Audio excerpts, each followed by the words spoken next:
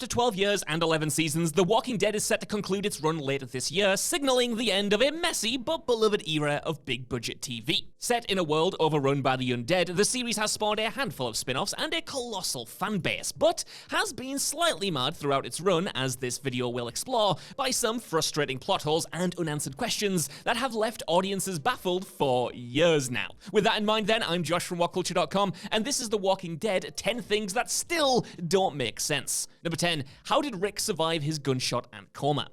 As The Walking Dead nears its end, let's go back to the beginning and ask, how on earth did Rick Grimes survive his gunshot wound and his subsequent coma? In the show's pilot, Days Gone By, Rick is shot through the stomach and then falls into a coma, which he stays in until just after the dead have risen and the world has already ended. But considering the severity of his injuries and the fact that no one was there to help him recover after the apocalypse, how did he eventually wake up seemingly entirely healed? Rick's gunshot wound is never really mentioned again, and the flashback sequences revealing that Shane did half-heartedly secure his hospital room when the world ended don't really explain how he wasn't executed by gun-happy soldiers or devoured by hungry walkers. There are plenty of characters who survive unlikely injuries in this show, and this will not be Rick's last appearance on this list, but this is one of The Walking Dead's more implausible and lazily written instances of plot armor.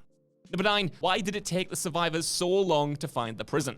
The show's Season 2 finale has some major cliffhangers, including the death of Shane Walsh, the reveal that everyone is infected with the virus that raises the dead, and the tease that the survivors are on the precipice of discovering a new sanctuary. The prison ends up being a major setting for Seasons 3 and 4, and the first real home for the group, but it takes a comically long time for anyone to actually find the place. The Season 2 finale, as I mentioned, makes it seem as though it's right around the corner, but when Season 3 kicks off, months have passed, and they're still no closer to arriving.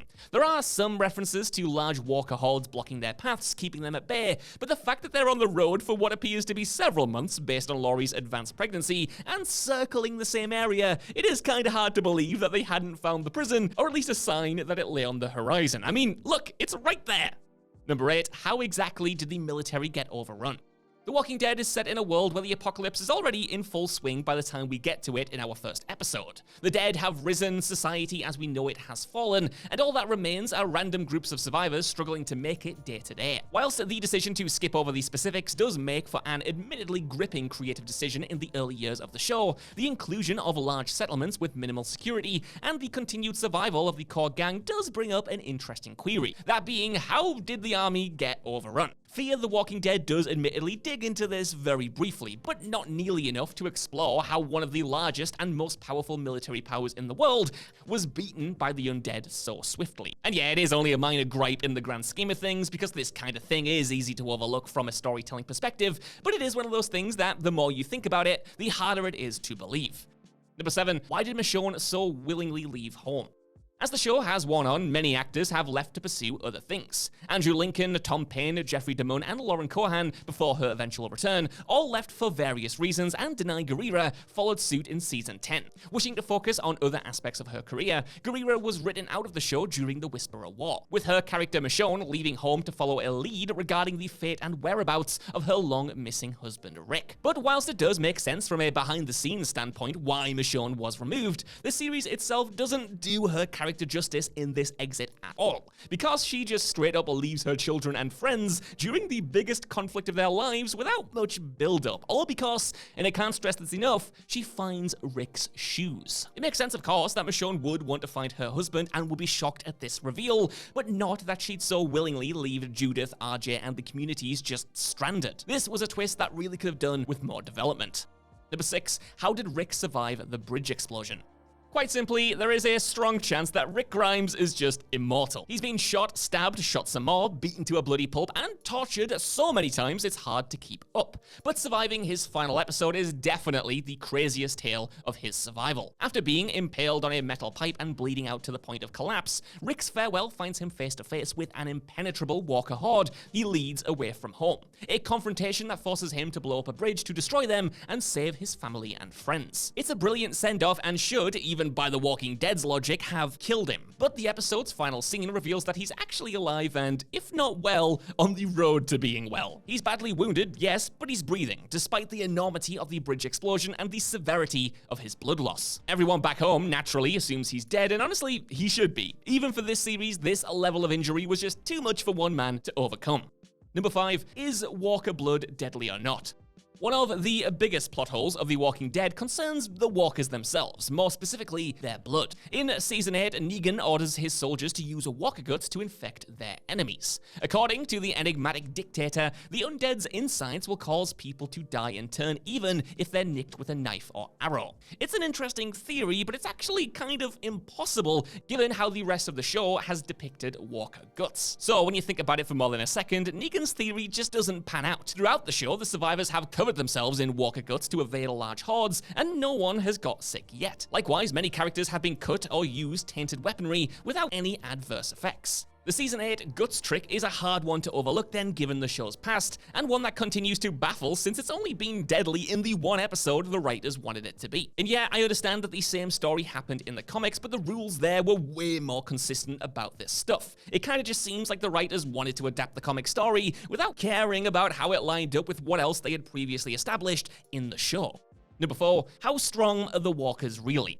The strength and ability of the walkers remains one of the biggest inconsistencies of the entire show, inexplicably changing depending on what the writers need to happen in any given scene. Throughout the show, there have been plenty of moments where the walkers have appeared as a little more than weak cannon fodder, such as when long-surviving characters such as Rick, Daryl, Michonne, and the like have been forced to fend off large groups. But sometimes they're just superhuman. Noah is dragged to his death in Season 5 by the ankles and is seemingly powerless to save himself. On the other hand, Dale is killed by a lone walker that easily overpowers him, and there are moments when key characters can kill 20 at a time, but then can't seem to handle just one on its own. Their strength isn't the only thing though. Rewatching the first 2 seasons, some walkers actually have the ability to run and climb walls, traits which eventually fade without any real explanation. It's a simple case of writing to suit what needs to happen, but it's hard to overlook once you notice it.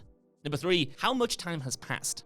Much like the cause of the disease that raises the dead, the Walking Dead timeline has long been shrouded in mystery, making it almost impossible to figure out how much time has passed and how old everyone is. Going into the final episode, based on Judith's age and how long Rick has been confirmed missing, about 13 years have passed since the pilot. But before these indicators, it was much harder to decipher how the Walking Dead's timeline worked. Carl Grimes, for instance, seems to age about 10 years between his first and last appearances, despite a newborn Judith barely aging beside him, and most theories, based on dialogue and subtle time skips, indicates that the first 8 seasons transpire over no more than 2 years, which is just insane given how much happens in that time. The series still works without time being a major influence, but the more you think about it, the more baffling it becomes. Number 2, where are the survivors getting their fuel? Considering the aforementioned timeline, there's another question that has never been sufficiently answered. That being, how do the survivors still have fuel for their vehicles? Despite what The Walking Dead will tell you, fuel does go off after a certain period of time, especially if stored incorrectly, meaning that it can't be used. The show has glossed over this though to an almost hilarious degree at this point, with Daryl's bike in particular reaping the benefits of the world's unexplained fuel supply. Now there is a chance that some of the survivors managed to store some gasoline in the very early days of the apocalypse, but now that we're over a decade in, the use of cars and motorbikes to get around is just kind of confusing. They kind of explain this in the show by having characters adopt horses more than vehicles, but that was much later. Now sure, the show has its behind the scenes reasons for this as well. I mean, the infamous indestructible Hyundai Tucson was always used because Hyundai was a sponsor, but that isn't a major comfort when you see the gang using a petrol station without any issue. Number 1, seriously, how many walkers are there? Even 13 or so years into the zombie apocalypse, America isn't exactly going to be lacking in the undead department. What with a population of over 300 million, that is fair. But even so, it is hard to get over just how many hordes and hidden walkers the survivors have come across. We're over 100 episodes into the show, and our favorite characters have destroyed groups of thousands of walkers, but still seem to find new flesh eaters in pretty much every room they enter, regardless of how much time has passed and how many they've cleared out. This also begs the question, how are the walkers still moving around. The numbers don't seem to be dwindling, but the food supply certainly is, and yet there's still innumerable undead lurking to give the survivors a hard time. Now, it's also important to note that we know that walkers decay, and as such, a lot of the ones we see also seem far too fresh given the human population that we know about. As the series nears its end, then it might be time to start making a point of exploring the longevity of the walkers themselves, since it seems like they're being produced from thin air at this point. Again, this was another thing that the comics also touched upon, especially as the walkers were affected by seasons, but we haven't really touched that in the show. So that's our list. I want to know what you guys think about these inconsistencies down in the comments below. Like I said, this is mostly just for fun. These inconsistencies don't ruin the show or anything like that. They're just kind of things that stick in your head and you can't quite forget about them. So yeah, let me know, and while you're down there, if you can, please give us a like, share, subscribe as well, and head over to whatculture.com for more lists like this every single day. Even if you don't though, I've been Josh. Thanks so much for watching, and I'll see you soon.